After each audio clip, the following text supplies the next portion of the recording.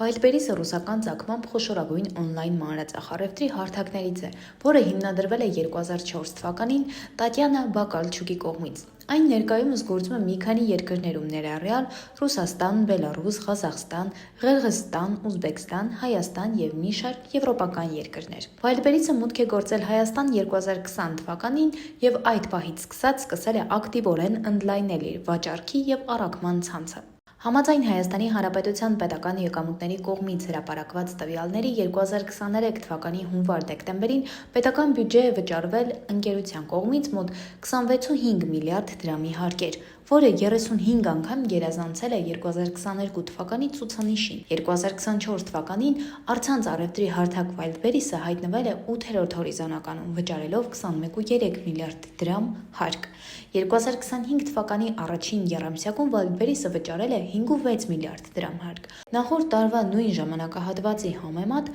հարկերը վճարվել են գրեթե 1 միլիարդ դրամով ավելի։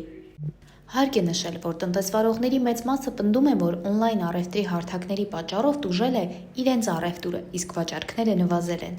Հարկ է նշել, որ Wildberries-ը կգործարկի իր բանկային քարտերը։ Դրանցով հնարավոր կլինի վճարումներ կատարել ինչպես հարթակում, այնպես էլ օֆլայն եղանակով։ Այս մասին հայտարարել էր Տատյանան Պետերբուրգի միջազգային տնտեսական ֆորումի ընթացքում։